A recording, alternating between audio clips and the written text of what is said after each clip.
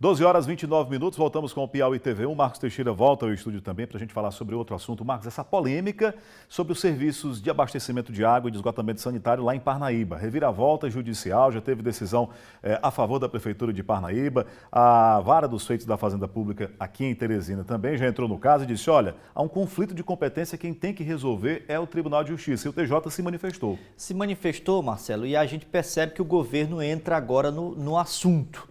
O governo do estado se mantinha afastado. Hoje o secretário de governo, Merlong Solano, diz que o estado nem é a favor e nem contra a questão da municipalização. Só quer que a situação seja feita de forma correta, dentro dos preceitos que determinam a lei.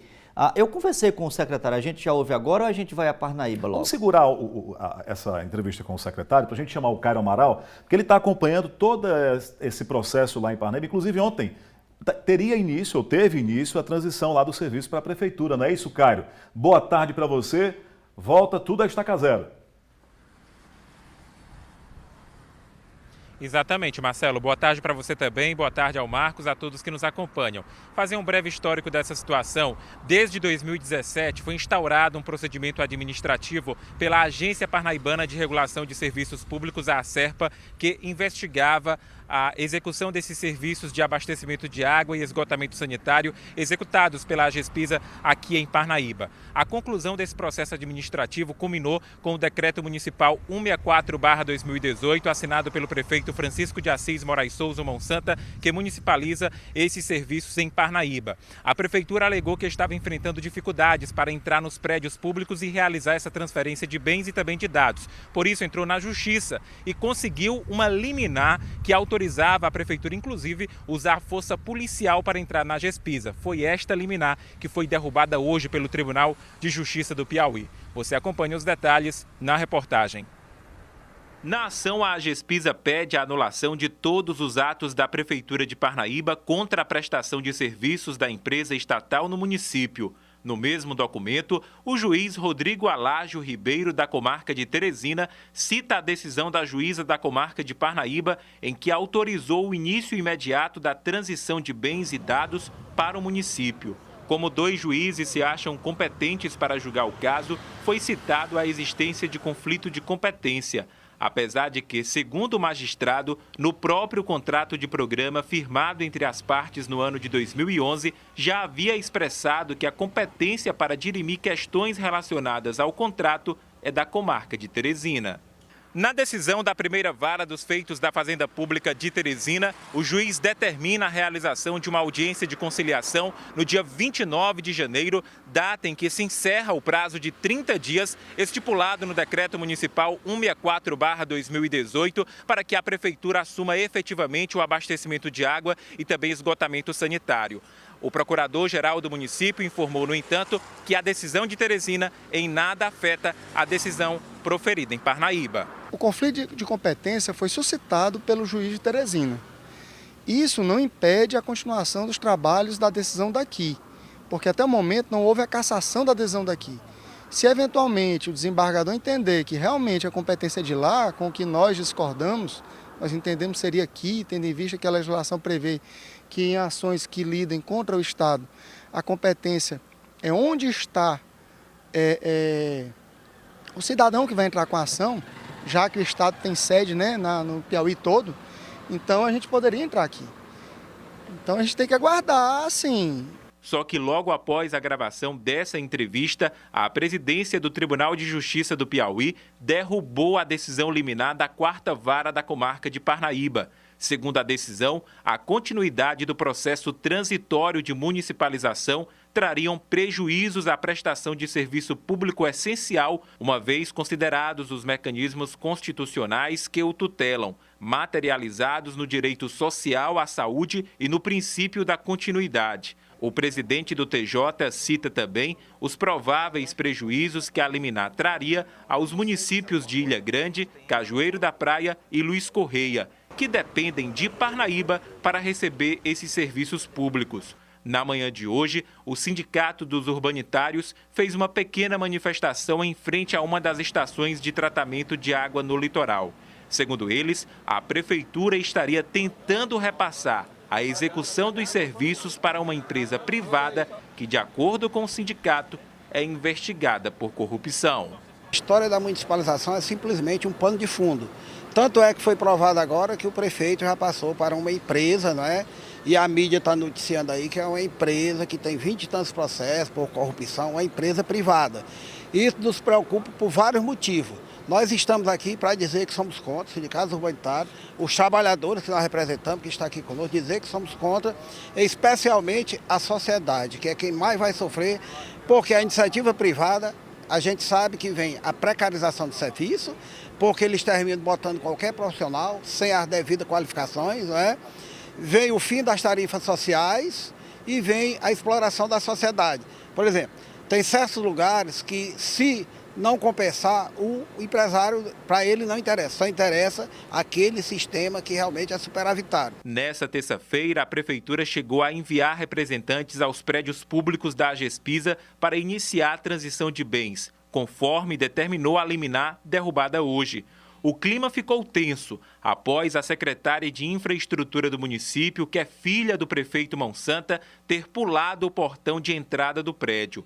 Mesmo com a foto, ela negou e disse que a Agespisa não pode pedir ressarcimento ao erário público estadual.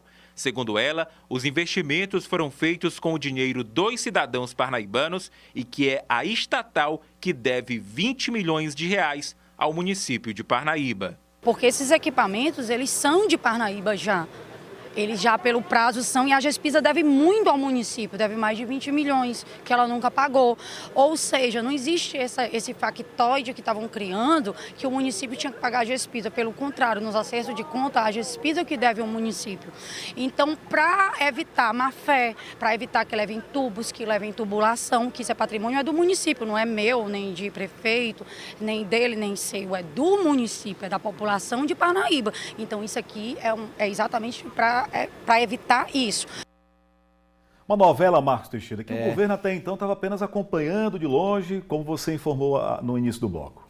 Marcelo, o governo entrou para valer e faz 3 exigências. Primeiro, segundo o governo, se for privatizado, que o município de Parnaíba faça um ressarcimento de 150 milhões. A prefeitura fala em 20 milhões, o governo fala em 150. Em pelo menos 150 milhões. Que se for para fazer a privatização, que faça por meio de um processo licitatório.